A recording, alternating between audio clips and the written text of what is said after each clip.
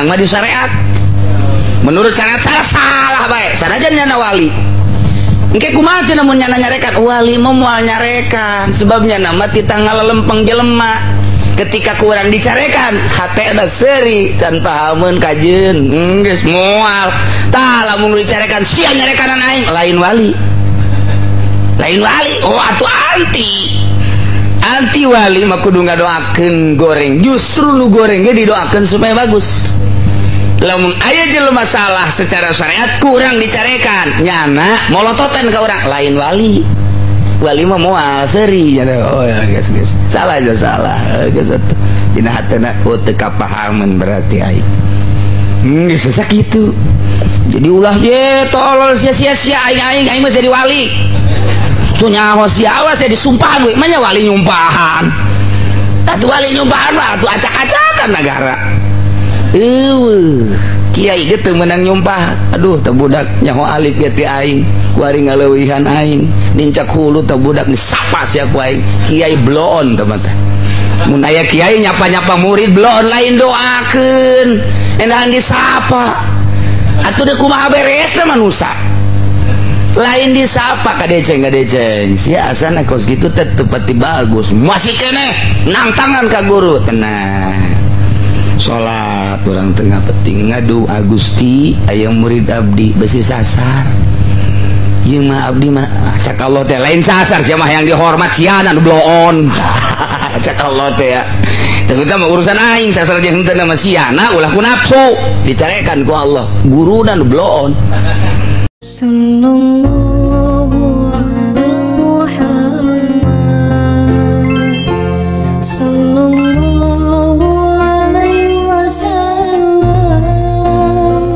menuju wusul ilallah dek jadi wali kuarima babari jasa ngawalikeun jelema teh asal bisa hiber wali padahal manuk ge bisa hiber jalain wali asal teu dahar bae ngadahar roti wali Belanda ge ngadahar roti kafir asal teu dahar-dahar bae ngadahar kentang wali jadi Korea mah di Jepang ngadaharna kentang di Irak di Iran wali mah lain kos kitu atuh kudu puguh heula perjalananana teu babari jadi wali nu endek dijadikeun gunung ku Gusti Allah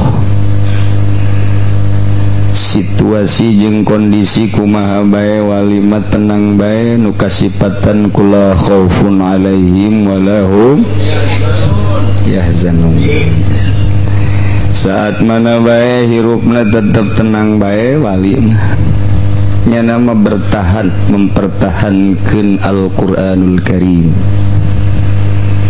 ialah waliullah atuh melalui pengujian mualaya jelema jadi dokter Andes jadi sarjana tanpa nyieun skripsi heula mualaya jelema boga ijazah SD lamun teu ujian heula moal aya jelema boga SK lamun teu diuji heula kitu keneh jadi wali kudu aya pengujian heula melalui pengujian nafsu ngomong mah babari nu jelas mah jadi wali mah kudu sepi tina opat hiji nafsu hiji makhluk dua dunia tilu nafsu opat setan sakitu bae mah adapun carana tergantung kumaha guruna berbagai-bagai thariqah nyieun metode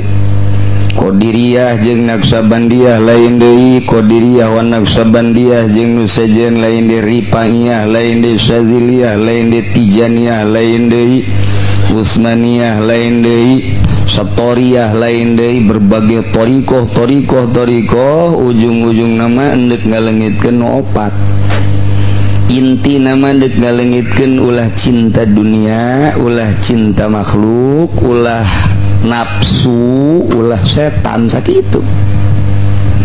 Mendak guruna kudu nu geus lempeng guru thariqah Pak.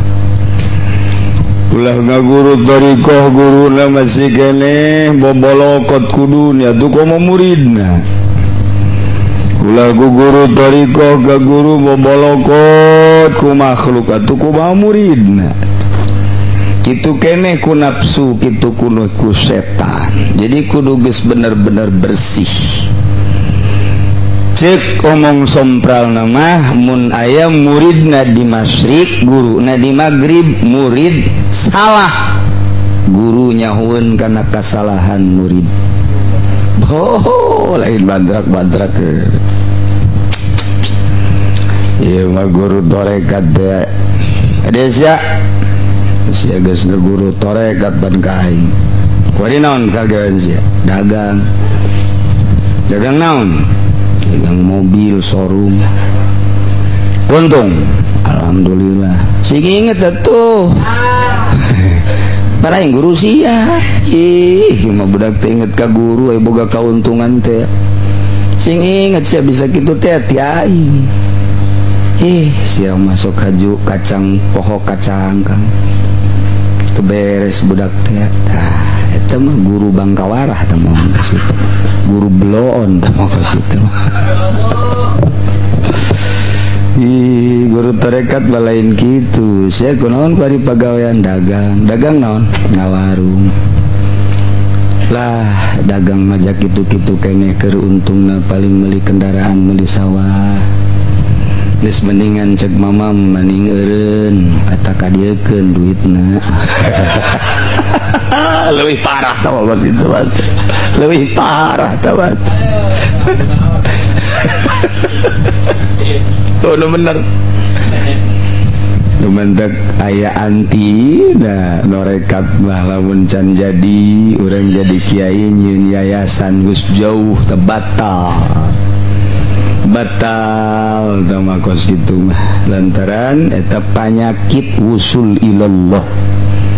Jadi pejabat batal ngagugulukeun batal mun can usul, lamun geus usul bebas. Boro-boro nyin yayasan nyin lembaga jadi raja nage geus usul mah bahkan wajib. Jadi penyanyi masalah geus usul ilallah mah teu masalah jasa. Pokokna mah mun geus usul ilallah dina harti engke dibere posisi-posisi ku Gusti Allah, tergantung dirina engke aya nu ngatur engke. Lantaran ieu nagara teh kudu diatur ku ahlina. Geus nu ngatur ngangon, nu ngangon teh kudu nyaho kana nu diangon. Mun urang ruang lingkup jeung santri atuh kudu kitu ngangon. Ruang lingkup jeung masyarakat kitu atuh. Ruang lingkup pemerintah kos itu. Ji urang mun nyulusuk ke dunia kawalian kadang-kadang urang ge kaget. Oh, jadi kitu sarua. Jadi di jero negara teh aya hiji parlemen. Aya parlemen, aya raja, aya patih da. Oh, aya gubernur, aya bupati, nah aya RT. Aya RT na biasa. Eta teh parlemen gaib ngaran. Jadi urang teh dibalik zahir aya batin. Dibalik pemerintahan zahir aya pemerintahan batin. Boh mun eueuh nu kararitu negara dunia di kumaha. Wah cek Amerika bohong tuh mah ji atuh geus bohong tinggal bohong sia mah sia bae. Aing mah jadi kos kitu tah. Nah ieu mah urang mun nyaritakeun kos kitu asa dibawa ke alam mana, dimensi mana teu kaharti. Sebab urang mah mun nyaritakeun mankobah teh nyarita asakna bae. Baik mankobah Tuan Syekh maupun mankobah Abu Hasan Asyadzili atau Imam Syafi'i, Imam Maliki, Imam Hanafi, nyaritakeun teh ban kobah jadina bae.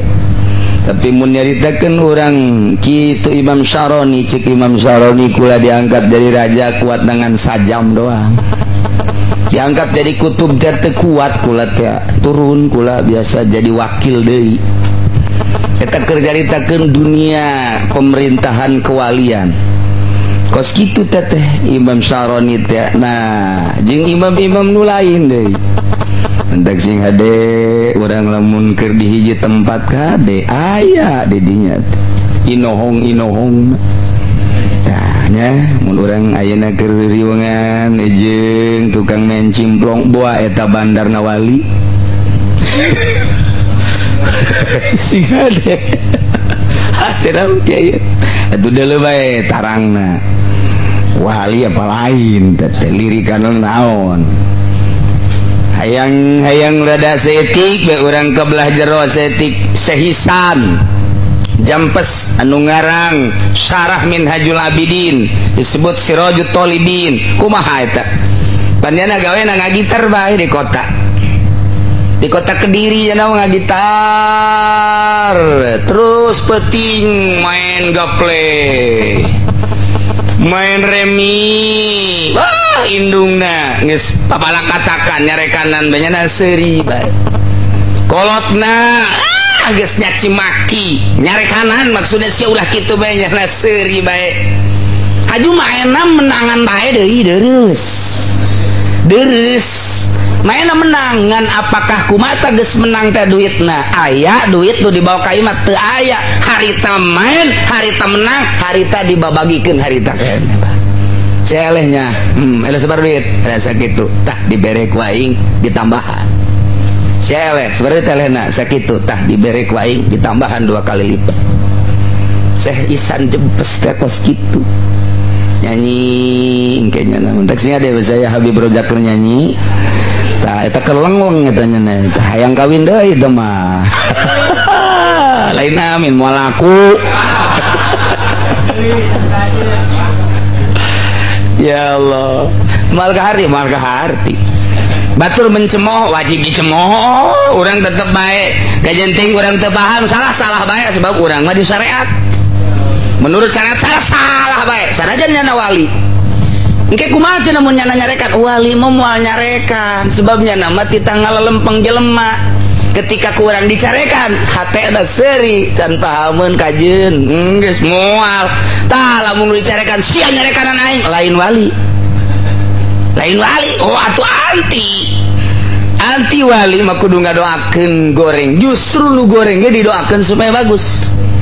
Lamun aya jelema masalah secara syariat kurang dicarekan nyana molototan ka urang lain wali mah moal seuri oh ya guys salah geus atuh dina hatena teu kapahaman berarti aing geus sakitu jadi ulah je tolol sia-sia aing mah jadi wali tu nyaho siawa saya disumpahan we mah wali nyumpahan atuh wali nyumpahan mah atuh acak-acakan negara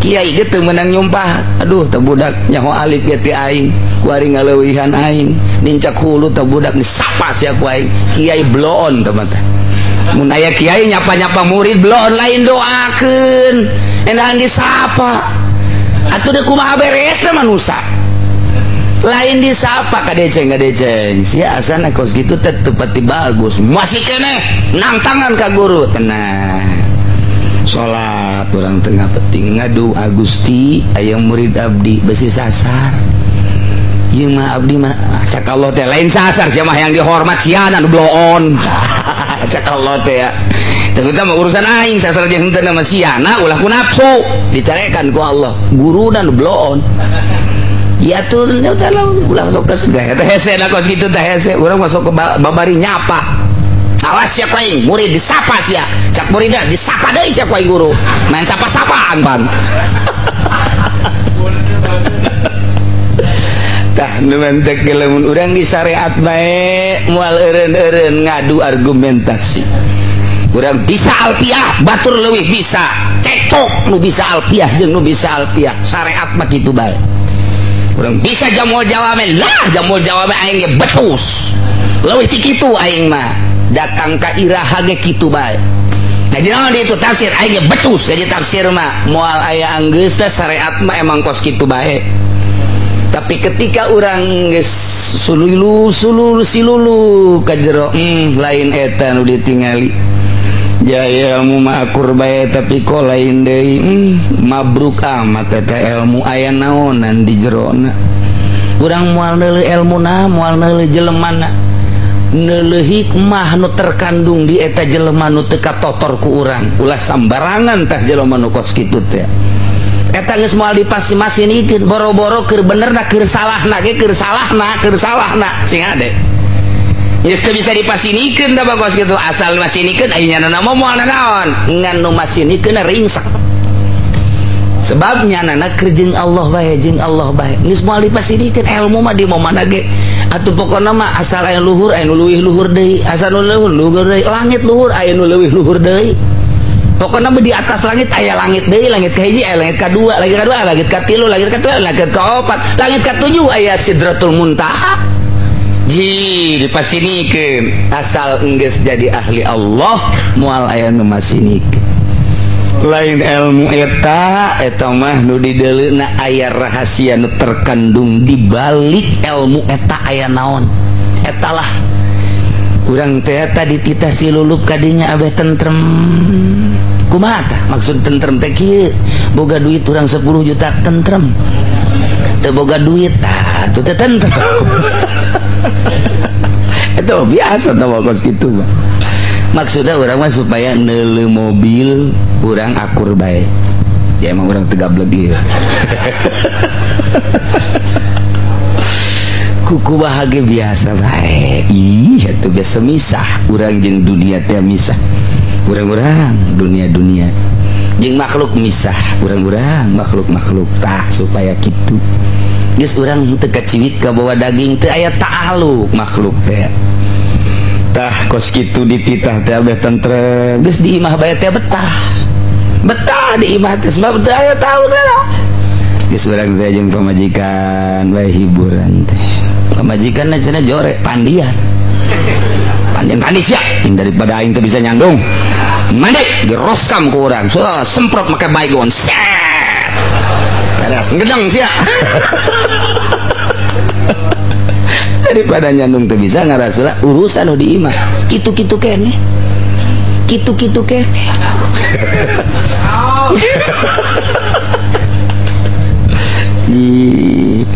iya menghibur mah yang nyandung tuh bisa bae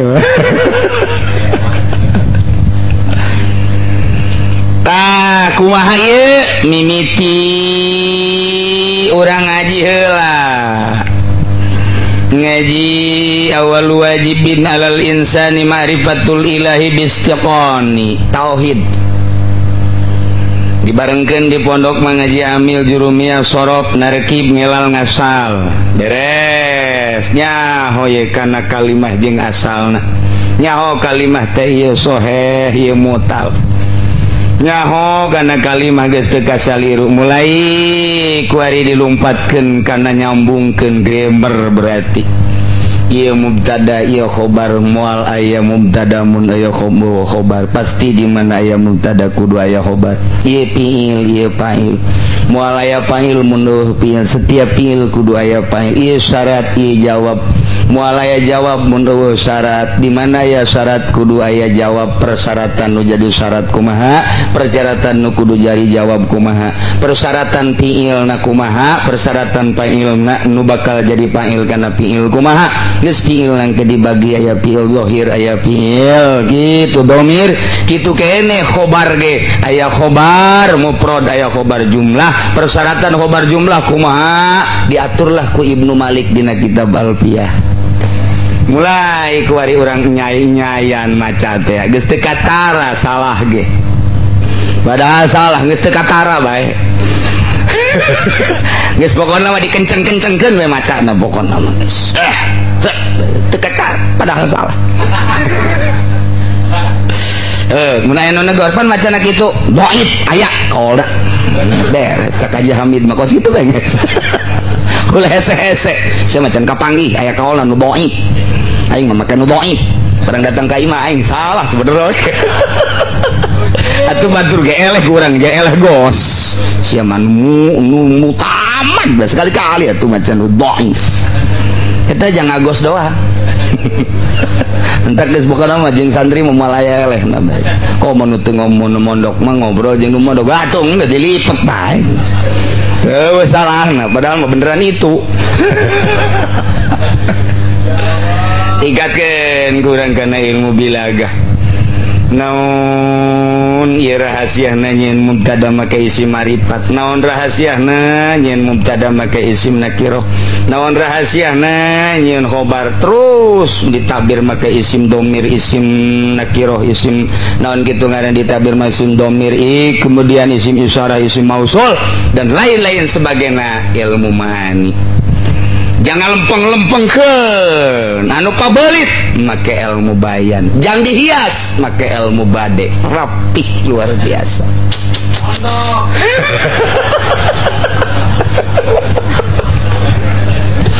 jangan nyimpulkan bahasa apa ieu teh kuliah apakah ieu juz'iyah apakah ieu hamliyah apa ieu syartiyah siapkeun palu mantek rapih ke urang jangan bongkar permasalahan Al-Quran permasalahan hadis siapkan kurang ilmu usul fikih jangan lupa tali jeung hukum cara ngodok hukumna kumaha ieu teh mun ditabir make bahasana bahasa khobar kumaha jadi jigna ieu jig gitu wajib jadi jig sunah ditabir make insya kumaha ieu teh geus asak jang nyokot hukum tina kalam khobari geus diasakeun ku ahlina kieu jang nyokot hukum dina kalam insai kieu diadukeun engke antara Al-Qur'an jeung antara hadis nu mana ieu teh nu kudu dicokot mun pagedrug Quran jeung hadis kumaha mun pagedrug Quran jeung Quran kumaha zahirna ta'arud mun pagedrug hadis jeung hadis kumaha mun pagedrug hadis jeung kalam ulama zahirna ieu teh kumaha nu dicokotna teh kumaha geus diatur ku usul fikih jadi anu ta'arud kok eta kos kitu cenah Qur'ana kitu anu ta'arud anu pabelit urang mah tinggal hasil para mujtahid ngodok model kos kitu rapi ujianana kanyahoan hukum wajib hukum haram hukum sunnah nikmata geus kos kitu dibawa ku kiai ilmu eta teh acung-acungan takabur acung-acungan alah ilmu sia mah tah sateu kuku aing bisa naon sia aing mah 12 pam cak itu teh aing mah 14 nu bener aya 14 emang 14 emang ngaleuwihan injak di zaman Soeharto waduh anak kecil udah talar 30 juz udah besar mah bisa-bisa 15 juz sekian teh cak Gus Dur teh waduh iya bener-bener wah anak kecil udah 30 juz asana cenah ieu mah gede saeutik mah bisa 40 juz bodoh jadi ngaleuwihan Quran nah kos gitulah takabur nu aya ketika bisa alatna bisa usul fikih bisa tafsirna bisa hadisna mustalahat tafsir bisa mustalahat hadis bisa takabur nu aya yeuh aing geus menguasai ilmu dek nyaritakeun nahu kenca dek nyaritakeun pelebah bilagah katuhu dek nyaritakeun mantek di kumis dek nyaritakeun bilagah geus aya di bitis dek nyaritakeun usul fikih di kelek gas orang takabur nu aya jangan leungitkeun kata kaburan urang nyulusup kana ilmu tasawuf kuari kurang supaya dipicen ilmu non kata kaburan di mana posisi takabur di mana posisi ria di mana posisi hasud di mana posisi asup urang kadinya dibimbing urang ku guru sing ade maneh teh kieu carananya udang ti peuting mandi wudu setel tipi sok bae satungtung aya nu resep terus bae datang ka subuh ge eueuh masalah ke bebeja ka murid mah tahajud bae tahajud udang ti peuting salat sok zikir sok baca Quran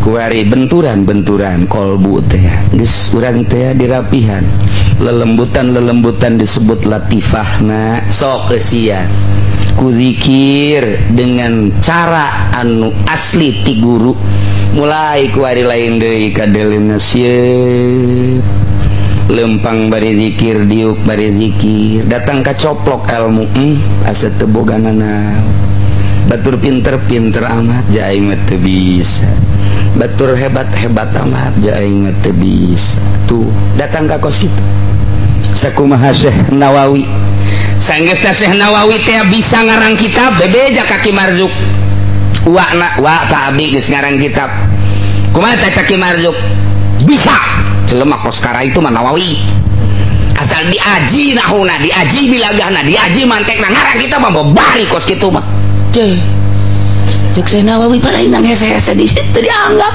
lain kitu aduh iya hasil karyanya anak dibikin ke Kiai Marzuk teu diterima lain eta tak kabur sia bisa kos kitu mah wah tuku-duku mah pikir ku sia ngalamun bayanya di Sib Amir tempatnya Sib Amir hotel Sib Amir Syekh Nawawi teh di dinya kuari mah tinggal ngaran Sib Amir aya Thoriq Syibul Amir Sib Amir teh Syekh Ahmad Khatib sambasna di dinya tah di Jabal Abi Gubes bebeja deui kadua kali abdi ieu ngarang pang ningaliekeun pang tasehkeun lain eta Nawawi ngarang kitab mah babari engke sia lamun geus ngarang kemudian sia teh boga rasa tuh karangan aing tah piceun rasa eta kudu ka mana tuh abdi tuh gaji ka ditu tuh gaji tuh guru tuh oh kadinya ngaji ka ditu piceun ilmu sia ngaji ka ditu sekali dua kali tilu kali karak datang gak ada yang ngaji geus teu ngaji di Kiai Ahmad Khatib teh teu ngaji ngaladen bae jageus bisa ngaji mah ieu mah deuk ngaji teh ngaji diri geus lain ngaji utawi iku lain ngaji haleing lain geus bisa ngarang ngaladen ku ari mah di imah Kiai Ahmad Khatib di mana-mana lampu minyakan ngaminyakan lampu di mana-mana tah sore semprongna dibersihan di mana-mana cai guru teh dipangkolkeun cai kulahna kitu kene bajuna eta be Syekh Nawawi teh tangah hidmat ngaranna tuh ulah di dalam karangan sia Kaki Marzuk teh kos kitu barisa jelema asal geus diaji bae gitu ngarang kita mah bisa lain eta ngahidmat kuari mah tuh Syekh Nawawi henteu ngaji datang ka eueuh rasa bisa ngaji datang ka eueuh aja bodoh orang aing dibandingkeun jeung guru aing mah tuh bodoh geus rasa bodoh tah mulai setik pan hiji mangsa kaburitan lantaran Syekh Nawawi teh toap kaburitan macet datang ka pondok buri teuing peuting teuing teu kaburu ngaminyakan teu kaburu ngabersihan lampu ditepak bae ku Syekh Nawawi lampu cang sia breng dibawaan ke majelis nelekulah kosong kere ditepak ku Syekh Nawawi kulah pinu nggak sah Ahmad Khatib dek ngalawudu diamban lain cai mau buatan Nawawi geus kayawan teu ngalawudu di dinya Ki Ahmad Khatib mah biasa bae ngalawudu di dinya saja salat maghrib beres salat ngaji pas bantes keur ngaji maghrib Sanawi di lawang je baja geus bisa ieu ngajina tuh ngabandungan biasa aya murid hebat jasa atraksi di harapan guru Sanawi wah ka aing asana ieu ka aing kajeng kuku wah ge geus beda rasaan dia geus tungkul bae coba ka dieu kabehan delekeun deula yang mama dibuka baju jubahna dicokot dikelekna set buah naon ye rambutan wah ieu menang ti Pandeglang cenah ieu rambutan ye tenden cokot deui belah katuhu set naon ieu weh salak Bogor tah mah salak cokot belah dia gimana ada berat cek Ahmad Khatib ya naon ieu naon waduh kadu bisa mama ge kos kitu ulah sok diputa di peta teu kaburu mah teu kaburu bae biasa bae ulah sok aja ditupak ditepak cek digawa ya aing kanyahoan aduh tah ieu dari nafsu tadi geus asa bodoh kuari asa pinter dina permainan pan urang Pandeglang mah sosoreun kos kitu karang teu teurak dikadek bae geus waduh leungeun baju dikaluhur-luhurkeun bae beuh asa ngomong hae naon aing Pandeglang paling ciomas sadigo aing sombong boga kos gitu teh ulah cek aman kotip bisa mah bisa bapicen ilmu kos gitu tah sok inget ka almarhum Bapak Kolot kula Ki Agrat nyana geus pasantren di Benda Kerep nyana geus hebat jasa luar biasa masantren ka Mama Bakri ti dieu berangkat ka ditu datang lantaran naik kereta can salat zuhur can salat asar datang ka ditu langsung maghrib berjamaah milu ngaji di surah ban ku mama cek jadi aya murid milu ngaji itu ngaji diheulakeun ai kodon can loh jauh ka aing teh cek Bapak Kolot ti aing ka surah cek jadi teh aduh gas isukna kodo ngaji deui magrib Inek ngaji mangaji bae ulah sok ngagugulung ilmu hikmat segala teterak ditembak segala teterak dikadek mangkaning nyana menang ti kiai di dia di Jati teh eta Kibar Mawi asaknya nama ilmu hikmatna ti almarhum Kibar Mawi datang ka ditembak ngebul atuh Kibar Mawi lah cek teh ilmu kos kitu mah ilmu samperan piceun hayang jadi jelema mah yo cek Bapak Kolot ka aing deui bae Icen ilmu hikmat guys mau diwirid ngaji deh ka 3 penting ngaji si boga pikiran cek geuna ieu cicing mending dimitoha bade lembur sorangan tuh kono boga pikiran tos kitu ku Bapak Bakri kajahoan bae kajahoan ngaji mah ngaji bae kumaha Allah metakeun ieu mah ngaji lain mikiran ngaji endahan mending dimitoha apa mending di sorangan dimitoha bener boga pikir geus kakarak dipiceun kabeh entah hampura aya ngaji mabruk ilmuna mabruk tah guru batin teh kos kitu Masya Allah nah ieu hampura Syekh Nawawi ka mamang geus ya pura ulah boga rasa hebat jelema kakara kuari boga ilmu asa geus teu boga ilmu bodoh boga pakamonesan dipiceun geus Syekh Nawawi teh geus boga dirina ge asa eueuh geus eueuh beperasaan bodoh luar biasa kakarak disanggakeun deui ieu coba ieu karangan ieu piceun we eta mah nyeun deui Syekh Nawawi eta keneh ngan kulantaran nyieunna baheula aya boga rasa hebat titah dipiceun wari nyeun deui sangeus nyeun deui diangsongkeun tah mun ieu bagus ngan deuleu tuh ditungtung atuh kurang alif hiji kanyahoan kurang alif hiji kanyahoan mun bebeja ka Habib Rojak ge sarua coba ya Habib wah udah enggak usah dilihat lagi emang kenapa susah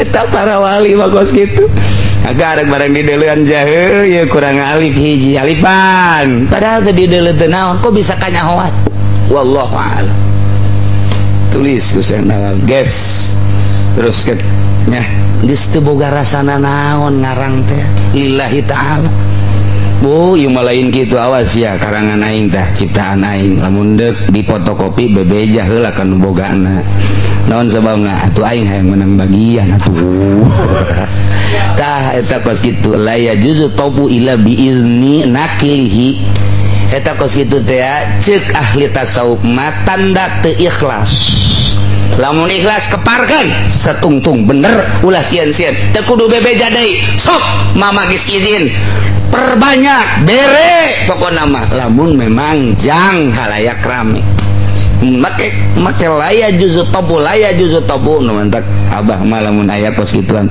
ulah dibabaca kos kitu mah mangpaatna asal aya laya juzu tobu illa biidzin nakil ulah dibaca mangpaatna teu ikhlas sama kos kitu mah eta tanda teu ikhlas hehehe nah geus bisa ngaji kuari geus rapi na kuari teh deuk dieusian ilmu jang usul ilallah mulai berangkat fa awwalus sair ilmun ndek ibadah ka Allah kumaha itu mawa ilmu ndek ka Bandung kumaha itu mawa bekal bisa paeh di jalan Ndek ka Mekah teu mau bekal kumaha jadi kudukeun zat warahila.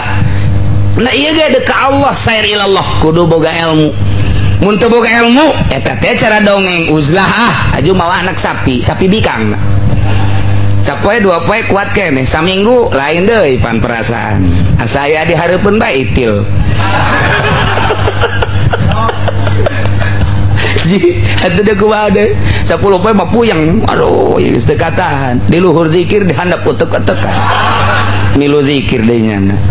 Ye sakit ieu aing uzlah kumaha ieu ngadeukeutan Allah barang neuleuh sapi bikang ditumpahkan pon kunyan. Banyak uzlah numpakan anak sapi. Eta daun ada ilmuwan nu kos kitu. Pan cenah endek ngaluhurkeun agama Allah, pan atuh ngagigiring zaki. Itu bohong teman dek Allah na semi teman. Ai semi teh ban gege tibelet ujianan. Ulah teu kos kitu.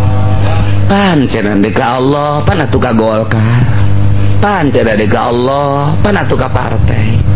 Pan atuh cenah dek Allah, pan atuh gaul jeung riba. Dek Allah kudu boga ilmu nu murni.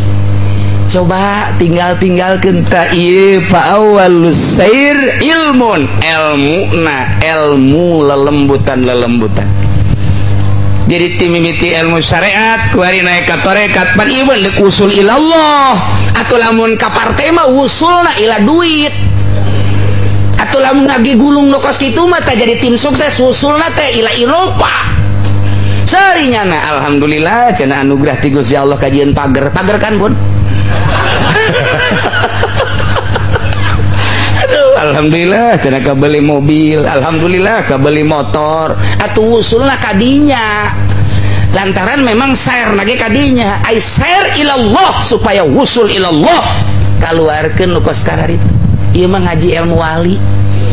Ngaji ilmu wali ieu mah kaluarkeun nu kos kitu. Imbung haram. Geus itu wusul ka Allah.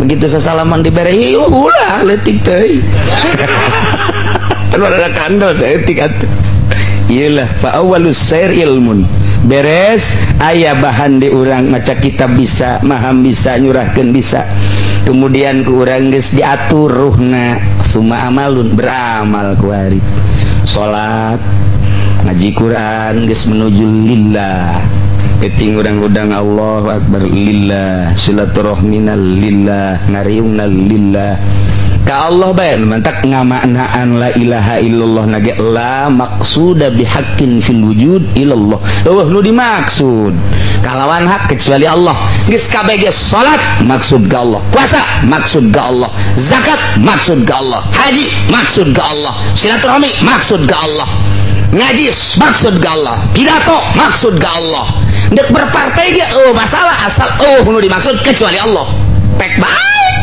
dek organisasian pek asal ulah yang dimaksud Allah kecuali Allah cara orang dek jadi tim sukses no problem masalah asal maksudnya ke Allah sakitu baik aku teh cek kaji pudoli iya geus ka Allah baik asal disungut teh heulanan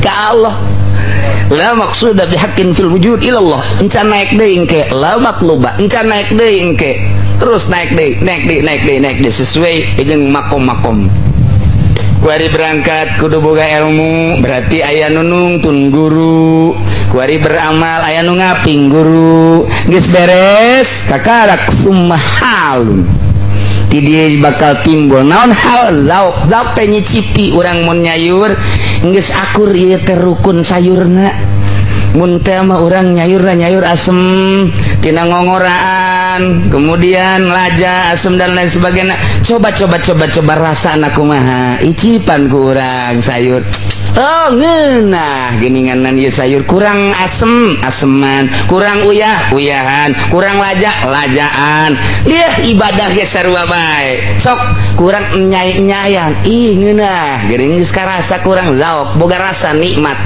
lantaran ieu hate teh dijazab ka Gusti Allah ditarik dikagaallohkeun situasi jeung kondisi kumaha bae ieu dijazab hate urang teh geus dikaluarkeun dunia dikaluarkeun makhluk nafsu jeung setan kajazab katarik ka Gusti Allah geus aya ner ngeunah geus geunah mah atuh waduh mantep biasa deh nangkep asal geus ngeuna nangkep nyaho-nyaho ngagoler beres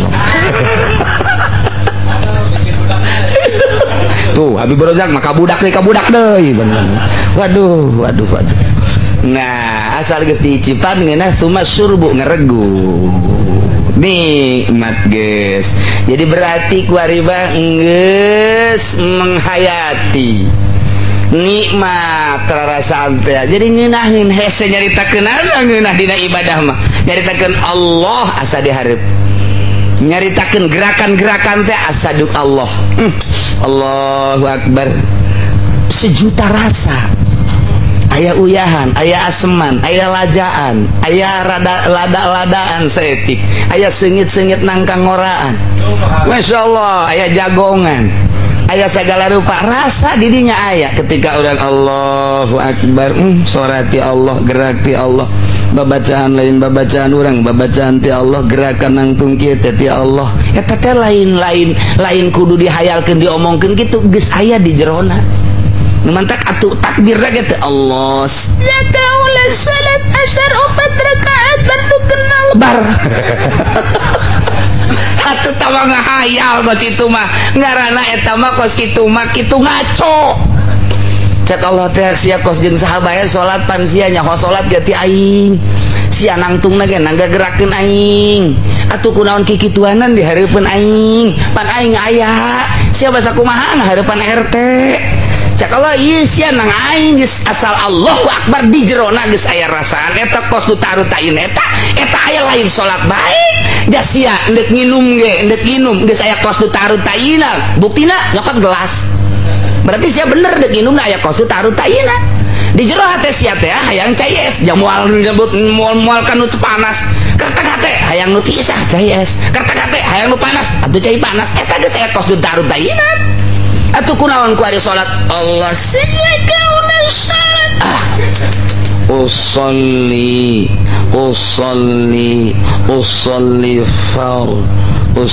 far Cak Japar ayo siap. Sebab si Japar na ya di tukang pan tahu bagaimana aja pudoli tahu mah cara mah kos gitu usolli far ya enggak siap ya di tukang. Pasar bae jeung ai subuh teh pas subuh teh nangtung bae cek di tukang teh kun maksud di tukang mah kunut ngabejaan ai nyana pajar kunti atuh lumpat. Aduh di tukang mah lumpat deui saruana bloon kabehan pan geus datang keluar ditanya kunaon lumpat cek sia cenah kunti kunut. Salah kabejaan kun atuh kabejaan sesuai kun-kunan itu mana kadang atuh remeng-remeng pan ya kunti anak pan ya asupna. Eta gak salah usolli far si Japar itu kan enggak siap.